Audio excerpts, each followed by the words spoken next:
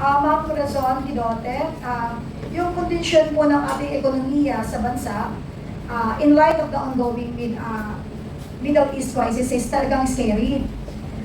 Given the ongoing tensions in the Middle East, what immediate risk do you see for the Philippine economy, particularly in terms of inflation, in terms of investment, and overall market stability, ma'am? So yun nga, no, tataas ang mga presyo. Ang inflation mo, ngayon low single digit, pwedeng mag-double digit, sorry. So, pwedeng umabot ng 15 to 20% this year, probably even higher. Depende kung hanggang saan ang gera. Ikalawa, yung piso natin lalo maghina. Actually, hindi ko nasabi kanina na pag nanghina ang piso, dadagdag din yun sa inflation. So, kasi tataas din ang presyo ng mga imported items. Yes, ma'am. May kasunod pa po akong question para po talaga maunawaan din nila eh. Kasi to your answer, magkakaroon na mas malinaw na pag-unawa dahil baka akala nila minamaliit nila yung crisis na kakaharapin ng ating bansa eh. Ma'am, at a time when global uncertainty is rising, how critical is the governance and the fight against corruption in keeping the Philippines attractive to investors? Hindi na nga tayo attractive ito. Kaya negative na yung investment flows. So, yung governance, yung corruption, kaya walang kumpiyansa yung kasi ang alam ng mga investors, tataas lang yung cost of doing business. So, hindi ko pa nga nadagdag dyan yung cost of corruption. Kasi diba, pag pumasok ka sa bansa, so titignan mo yung inflation, yung value of currency, interest rates, parang gusto mo utang, ganyan. Ang hindi ko na isama, yung mga padulas. So, dito, maraming padulas eh, di ba? Kada permit na kukuhanin mo, padulas. Depende sa LGU. May mga LGU na okay naman, may mga LGU na hindi. So, kung ikaw businessman, alam mo yan. Matagal ako nagtrabaho sa business eh. So, alam ko yan. So, kaya, malaking turn off yun. Lalo ngayon, nakikita na napaka-massive, napaka-talamak ng corruption. So, binigay ko yung example dati, Francisco Motors. Sayang yun kasi $1 billion sana yung invest nila. Ilang trabaho ang mag-generate. Pero sabi ng Francisco Motors, ang tagal-tagal na nilang humingi ng permits, hindi sila mabigyan-bigyan. Pumunta sa China. So ang nakinabang China. Nakinabang mga Chinese employees. Ma'am, may kasunod pa to. Do you believe the Philippine economy today is resilient enough to withstand external shocks like a Middle East crisis? Or are there underlying vulnerabilities we need to urgently address, ma'am? Well, pag tinignan mo yung national savings, may konting savings pa ako rin. May dollar reserves pa tayo, malaki pa naman. Like I said, yung import cover natin, 7 months. So, kaya pa. Pero kung tumuloy-tuloy ito, crisis, tsaka kung tumuloy-tuloy yung corruption, siguro we have a buffer of 1 to 2 years. Kaya nga sabi ko, kaya pa ba natin yung 2 years na ganito ang governance? Kasi sayang yung pinundar natin eh. Na ako nang inayin yung sa pinundar at saka yung potential. Kasi yung potential is 7 to 8% growth every year in GDP. We're just growing by 4. This year, swerte tayo kung tumaas pa ang economy ng 3%. So yun yung ko lang, fearless forecast mo. Swerte pa tayo kung mga 3% tapos. Naku, nakakatakot. Kaya kailangan mga kababayan, gumising tayo, no? Susuga ko ng isa pang question si ma'am para talaga imulat natin ang mata ng ating mga kababayan sa totoong nangyayari sa ating pong bansa. Ma'am, in this complex global environment, what should be the top 3 priorities of government to protect economic stability and sustain growth? Well, first of all, address corruption. Second, reduce spend with government. Kasi corruption kasi, pag kinurtail mo yan, bababa, or not necessarily bababa, pero yung pera mapupunta sa tamang projects and it will generate jobs. Pinaka-importante is for the government to generate jobs para hindi magutom yung mga tao. Kasi ang unemployment mo, sigurado ang akyat ng kasi. So yun ang pinaka-importante. Guest panelist today, Ma'am Cora. Ang tanong ko, Di ba actually yung sagot sa tanong ninyo at tanong ko ngayon, nasagot na kanina sa pamamagitan ng dalawang salita lang na nanggaling sa akin. That is the only solution to our problems sa crisis. Ma'am, you can repeat the answer. Baka hindi na naman ito. Yeah, the hard, ano yun? Hard decision that The government. hard decision is to step down. Tama. Magandang umaga. Kung gagamitin yung $800 million kung wala naman po tayong crisis at magbebenta pa po ng government o ng FDI. Ang tanong ko po, yun po, saan po gagamitin kaya ang $800 million na inutang nila sa World Bank ng bangag na administrasyon? Magmulo nga po ng deficit, di ba? Kasi may deficit sila. So, dapat pupunta sa budget yan. Ngayon, yung budget may 92 billion ba na unprogrammed pa rin. Diba? So, hindi pa rin natin alam kung saan pupunta yung pera yan. So, yung unprogrammed, sabi nila sa mga farm-to-market roads, whatever, sa mga ano. Pero, madaling itago yun eh. Napakadaling itago. Kaya nga hanggang ngayon, yung 1.45 trillion, walang accountability. Lalo pa yung ngayon, di ba? So, ewan ko bakit napautang ang World Bank. Kaya Hindi ko po, alam kung aasa sila na magpapaya. Sa bagay, tayo naman, we have never defaulted on our loans sa international. Kaya nga nagkaroon tayo ng IMF program eh.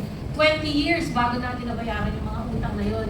Maghihintay pa ba tayo na another 20 years na babayaran yung mga utang na yun. So, umutang tayo ng utang. Kaya nagkakaroon tayo ng kultura ng utang na hindi nagbabayad eh, di ba? Maraming Pilipino ganun eh, mahilig ang utang. Naging kultura na. So let's stop that vicious cycle na pangutang. Kaya. Ang Davao, wala nang utang. kaya dapat po talaga ma'am, step down. Yun. Ang Pangulong bangag. Ayan, naging kulay, kumuluhan ng araw nito dahil po sa mga informasyon na atin pong narinig, fresh from the, alam mo na, ekonomista ng ating bansa, napakagaling. At dapat talagang malaman mo ng mga manonood natin at mga taong bayan kasi hindi yung nakikinig lang tayo, trending to, pakinggan natin, pero hindi natin nauunawa na naiintindihan. Alam mo, full-geared si Ma'am Cora and I want to salute you for that. Alam mo, dumating siya dito, we did not request na magkaroon ng ganyang, ano tawag doon, handa siya sa, meron siya sa PowerPoint eh, para madali niyang malakad sa tao, no? And in fact, siya nagsabing iharap sa inyo. And alam mo, sa totoo lang, hindi lang resibo ang dala-dala niya. Kasi, ang tao nagsasalita, iba, kahit napansin mo, napaka-ano niya eh, napaka-soft-spoken. But, our eyes, our ears is wide open because credibility-wise, alam natin, ang source natin is credible. Yes! Hindi yung biglang may dadating dyan na mahaba ang mukha magsasalita na akala mo kung sino credible na tao na magpapayag at maghahamon na lamang ng mga balitaktakan na kaya niya, pero hindi mo makita sa gawa. Walk the talk. Ha? Basta ba nagsisinungaling? Ahaba yan. Pinokyo. Kasi siya kaya yung aircon niya, nakakapatay. Yes, last na yan ha? Last na. Sige. Isang question pa. Sige, go. Ma'am Cora, Ate Melby po. Yung mga kasamahan kasi naming mga vloggers, marami na kasi silang naipon eh. At dolyar yung sinahod. Ang tanong po, dahil po sa hidwaan sa Iran at saka itong Israel, pag nagtagal pa po, lumampas ng April, ito po ba ay makaka-apekto din po doon sa mga depositor at makaka-apekto din po ba sa mga withdrawal sa mga earnings nila? Tingin ko hindi pa naman, wala pa namang risk sa banking system natin. Kasi wala naman massive withdrawals. Tsaka wala naman, healthy naman yung mga bangko. So, hindi ko pa nakikita. Ang inaalala ko talaga yung pagbabaha. Kasi pag lampas ng summer, ngayon, baka May pa lang, lakas na ulan. So, pati yung dapat pagandaan ng mga lugar na madalas bahay. So, like I said po tayo, asa sa gobyerno kasi yung baha, mas malawak ang effect. Kasi pati mga pabuhayan natin. Alam mo, yung mga nagtatakipan dyan, yung mga involved dyan sa baha na walang control. Eh kasi problem binigay, wala na yung control. Wala yung So ang tawag ko dyan, baha na hindi na control. Di ba? Kaya nga, alam mo sa totoo lang, bakit tumatagal ang proseso? Bakit nagtatakipan? Maraming involved dito. Pero sana, Tigilan na ninyo yan. Kasi wala namang lihim na hindi nabubunyag. Tinuruan nyo ang Pilipino maging mapagmasid. Ginawa ninyo at lalong pinahina ang kanilang angking talino para kasi nga wala silang maasahan sa gobyerno para mabigyan ng hustisya yung ginawa sa ating kababuyan. So sila na mismo nagsaliksik, nag-aaral at kaya nga kanina, Ma'am Cora, nakita ko sila lahat, kinukunan ko ng video, nakanganga po sa inyo. Masidhi ang kanilang pagnanais na matuto at malaman talaga pagdating sa numero, yung kanina, yung mga numero na sinasabi ninyo, nakita ko sa kanila yung masidhing pagnanais nila na malaman ang katotohanan na pinagkatago-tago ng ating bulok na pamahalaan. Pasensya, kasi hindi naman pwedeng sabihin kong fresh kayo eh. Kasi you keep on hiding katotohanan sa taong bayan. And that is very unfair. Wala man pong pera yung iba, pero kung sasabihin natin na mas maagap, ito'y amin pong mapapagandaan. Anong gusto ninyo? Andito na tubig bago kami kumilos? Patay. So hindi natin pababayaan na maging gano'n na lang kahit sayangin natin ang buhay dahil pinabayaan nilang samantalahin ang ating mga kababayan. Ngayon yung mga maalam, naintindihan ninyo yung mga inilatag sa atin ngayong araw. Please, spread the word. Kasi, Gusto ko lang sabihin, no, hindi lang budol to eh. Rinirate na yung grabe rin. for being raped. Grabe. Kaya maalma ko kasi. Matindi yung corruption. Ganun yung level ng ginagawa nila sa country natin. For being deprived of our freedom, ninanakaw mga resources natin, pinapatahimik tayo, dahil pwede magsalita. So kapag may parang martial na rin, hindi nga lang sinasabi na ako. So our economy is being raped. Yun ang pinakaano, oo, grabe. Ma'am, sobrang nakakaiyak, ano? I think masakit dahil kinukutsa natin yung ibang bansa na sinasabing they take advantage of us. Diba? Ayaw natin papasukin yung mga banyaga kasi they take advantage of us. Pero napakasakit na sarili mong kababayan ang nangre-rape sa ating mga karapatan. It is even more painful to accept. At mas masakit kasi pinapasweldo ka natin. Yes. Yun yung masakit, hindi ba? Talagang, kasok-dul-sok-dulan na, kumbaga, sa dignidad natin bilang mamamayan, ang nangyayari sa atin ngayon. Talagang nakakapanglumo dahil ang dami po nila. Nakita mo yung sinabi niya, pinapaswelduhan, ito ang nakakasindak, Atty. Yvette. Yung iba pa nating kababayan, because of their authority and position sa gobyerno, pilit pa rin silang pinakikinggan at pinanginiwalaan dahil wala nang makain. Wala nang makain. Yung sinasabi ko, yung kanina binanggit po ni Ma'am Cora, talagang nakakatakot yung darating ng mga pag-ulan, bagyo. Alam natin na mauulit-uli yung mga nangyari sa iba't ibang lugar sa Pilipinas. Marami na namang mga mamamatay, marami na namang mga parang malulunod, makaligtas man, buto magkasunod. Maraming nangyayari sa Tacloban, dati. I-flashback natin yung nakaraan para tayo'y matuto sa mga ating pinagdadaanan. Dahil lugmok na po ang Pilipinas. Alam ninyo kung nakikita ninyong solusyon, dapat natin yung sinabi ni Ma'am Cora, isa lang ang makakasagot sa lahat ng problema ng bayang Pilipinas. Kasi hindi tayo umuusad because may kumukontrol. Sa isang kumpas niya lang pwede mabagong lahat. Bakit hindi na mabago? Dahil ang kumpas niya ay hindi pabor sa masang Pilipino, hindi pabor sa mga Pilipino na nasa Pilipinas, hindi pabor sa bayang Pilipinas. Kailan kaya magkakaroon ng isang kumpas na nararapat para sa sambayan ng Pilipino? Bakit puro pabor sa mga oligarko, pabor sa mga nasa loob ng palasyo? Mga kababayan, panahon na. Ayaw kong sabihin yung mga katagang laging binabanggit noon, tama na, sobra na. Tingnan ninyo yung isang bahay ng gobyerno ngayon. Kung paano nila binabalahura ang isang tao na may na posisyon na dapat nire-respeto. Biruin mo, nagpatawag ng pagpupulong at pag-ilanatag ang usaping impeachment. Pero ano ang kinakain nila? Yung sinasabi nilang chichirya? Bakit nila ginagawa yun? Di ba pambabastos yun? Yes! Tapos you are questioning why that leader or official did not attend. Bakit mapapayagan ang sarili mong babuyin ka lang ng mga nagbababoy sa bayan ng Pilipinas? Kaya sabi ko, ako po'y simpleng mamamayang Pilipino. Andito po kami sa PDP Laban. Wala po kaming sahod, full of volunteerism lang. na hindi namin kinakahiya, pero naninindigan at lumalaban para bigyan ng hustisya ang panggagahasa sa bayang Pilipinas. Kaiben? Yes, two things. First, ibalik ko lang uli yung advice ni Ma'am Cora. Let's be practical, no? Sabi niya, self-help na tayo, community planning.